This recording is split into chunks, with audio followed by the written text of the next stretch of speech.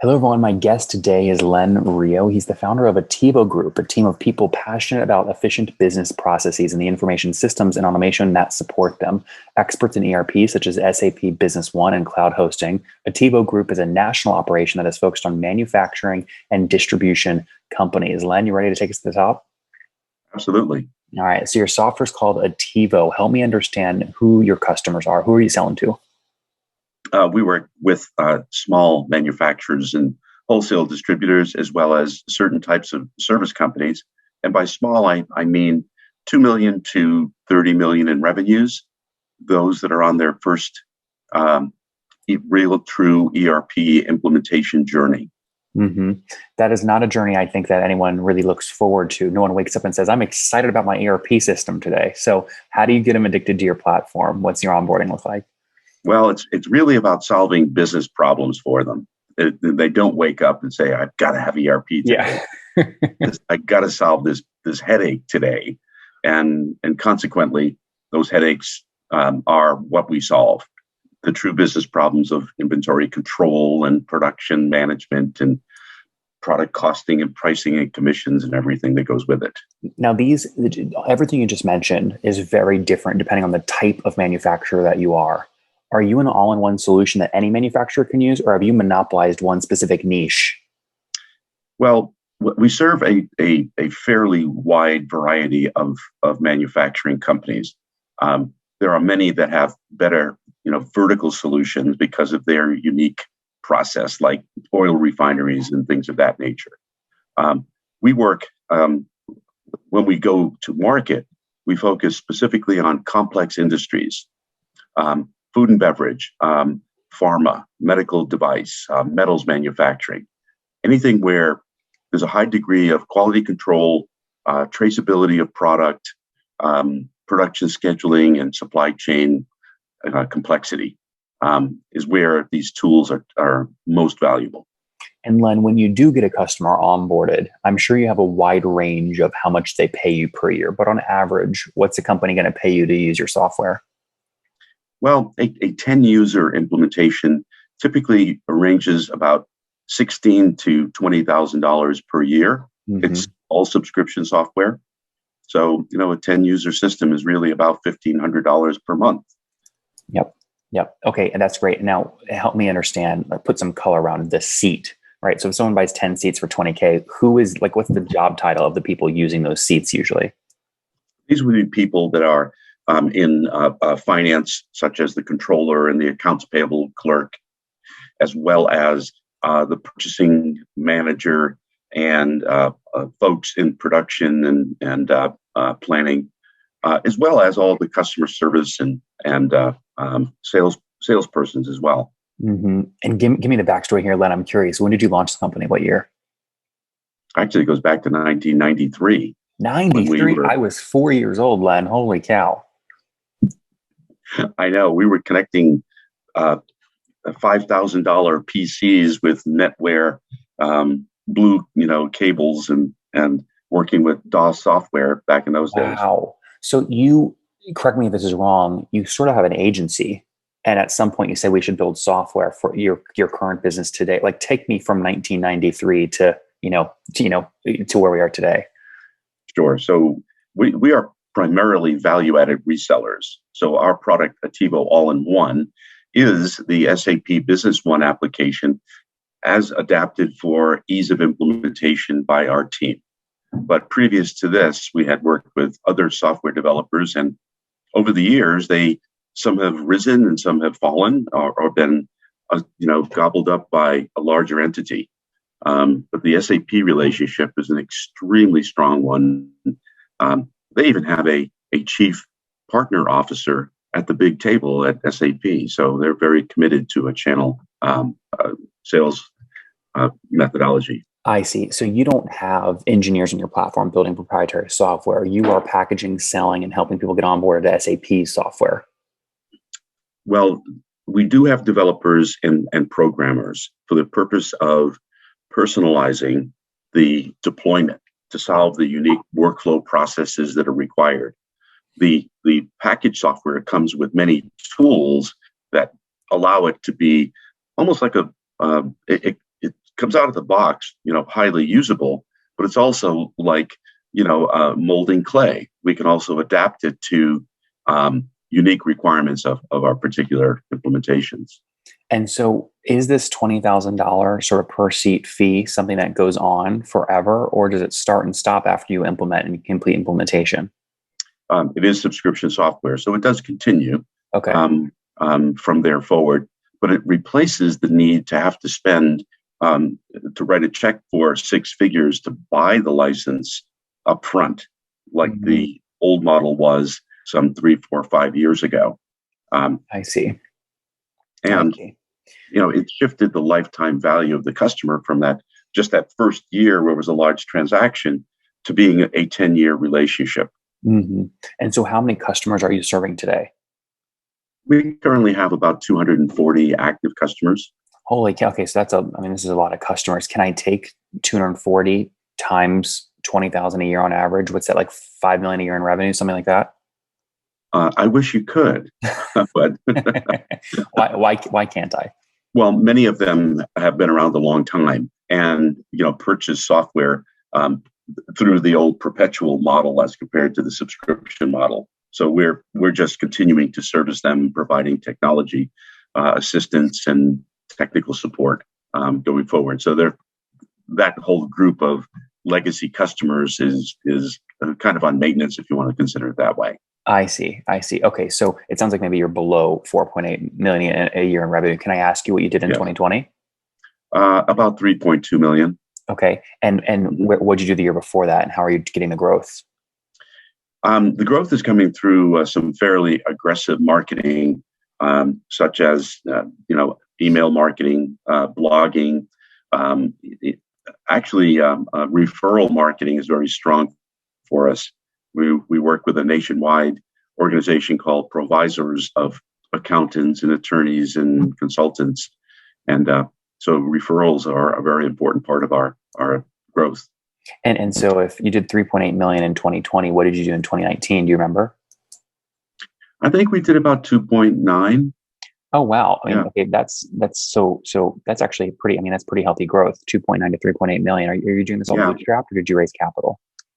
No, it's all bootstrapped. We love that. So how do you think about the enterprise value you're building inside of Attivo? Is it just a cash cow for you and your family, or can you sell this one day? We can definitely sell this enterprise one day. It does have a lot of value because we're now switching that revenue model to monthly recurring revenue, and we're working with SAP and other major developers with very standard tools, such that it can be incorporated and rolled up into someone else's organization, or we could go the ESOP route, which might be a very strong consideration for us as well. I have a lot of very talented people on this team. What do you think you'll finish this year with, revenue-wise? We'll probably do 3.5, 3.6, I would think. Okay, so a bit of a decline from last year. Why is that, you think? Well, the pandemic has had a little bit of an effect. I'm being conservative. We have seen a significant uptick in interest as the optimism has come back. So we may actually go past that. But I never like to jump out ahead. I like to surprise people on the upside. We love that. Now, if someone was trying to compete with SAP, a great acquisition for them to make might be one of SAP's top value-added resellers, like you. Have you had any of those acquisition conversations? Yes, we have. There are many organizations out there who are interested in continuing to acquire organizations like ours. There's approximately 700 or 800 SAP resellers for the product line that we work with around the globe. And there are a couple of very large ones who are continuing to grow via acquisition. Oh, so it wouldn't be a competitor to SAP. It'd be someone that does what you do and they want your 240 customers. Oh, it could be someone outside of it. It could be someone in the Dynamics world interested in expanding their reach, so to speak. And that would be the easiest way to get on board with a new product line, starting from zero and trying to learn a new ERP product is a long, long road. Yep. It's a good 3-4 years and $500,000 of learning. So it's a lot easier to acquire. Selling your baby is a very personal matter. You've been growing this baby since 1993. From a personal perspective, what would go into a decision to say, yes, I'm going to sell the business today to another SAP reseller? Oh, it would be the fate of my employees, because how many of them are there? There's 20. Okay. And they would be my first concern. How would all of them be handled in that transaction? Because they're the ones who have put their careers into the business as well as I have. Mm-hmm. And what do you think? What would you want to see happen there? They all have continued employment at the new reseller, or something else? Oh yeah, absolutely. Yep. And some kind of a bonus as a result of the transaction. It all depends on how it gets structured. Yep. So let's say that you feel good about that. How would you value the business today? Well, it always comes down to a multiple of EBITDA, right?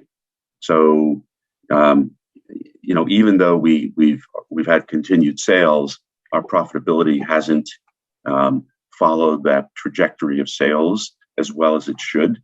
So I have a couple of years of work to do to make sure that EBITDA is maximized. I see. And then it's the whatever formula, 3, 4, 5, 6, 7x EBITDA. But the other aspect of this is continuing to shift the income stream to recurring revenue. We're about 60% there. We need to get to, say, 80, 90% recurring revenue without any one large customer being, the driving force behind that number. What's your largest customer today pay you? Probably $600,000-700,000 a year. Oh wow! So there's concentration risk there for sure. Right. So I've got to get past that and over the 5 million mark. It's kind of like a psychological thing where more people are interested in it. Yep. No, that makes sense. Now on 3.8 you did last year, what was EBITDA? Or were you basically break even? It was basically break even. Yeah. Interesting. Mm-hmm. And again, you think most of your growth going from 3.6 million now to call it 5 million next year is going to be converting more people into recurring revenue streams. Right. Yeah. And so that's a little longer in terms of building the base. That's a lot more customers because at $20,000 a piece, it takes a bit to get there. But the margin on that $20,000 is much greater than it would be otherwise. That's right. And now have you bootstrapped this, Len, to date? Absolutely. It's 100% bootstrapped. I was going to say, sorry, I think you said that earlier. I just want to confirm. But I mean, that gives you more optionality, right? There's not some board or VCs you have to cater to. Correct. Mm-hmm. Very cool. Let's wrap up here with the famous 5. Number 1, Len, what's your favorite business book? Favorite business book? I'd like to say Good to Great, but that's probably one of my favorites. Number 2, is there a CEO you're following or studying? I'm a big Elon Musk fan. That guy is absolutely brilliant and fearless. Many would agree with you. Number 3, what's your favorite online tool for building a business? Oh, that's interesting. I just found a brand new one called Seamless.ai. It kind of replaces Hoovers and all of the other kinds of database of prospects and who's who in the business in real time. Number 4, how many hours of sleep are you getting every night? Religiously, I get 8 hours of sleep, sometimes more, sometimes a little bit less. But I am not one to cheap out on the sleep. Absolutely not. And Len, what's your situation? Married, single, kids? Married for 30 years, actually. Wow. With 2 adult children. Wow. And how old are you? Just turned 67. 67, but feeling young. Tell us what your 20-year-old self, something you wish he knew. Well, I guess the thing I would have told him is, in business, the way you look is the way you are. And it couldn't be more true than with the age of the internet. People perceive you the way they see you, the way they hear you. the way your written word comes across. The way you look is the way you are, guys. Attivo Consulting. Len has been at it since 1993. Many SaaS companies today are scaling with value-added resellers. Today, we got into his head. He is a value-added reseller of the SAP tool. He's got over 240 customers, paying on average $20,000 per year. Did about $3.8 million last year in revenue, up from $2.9 million the year prior. About break even right now. Wants to grow to about $5 million in revenue before looking at, hey, is there a sale opportunity here? But only if his 20 employees get taken care of. We'll see what happens. Len, thanks for taking us to the top. Thank you, Nathan. I enjoyed this.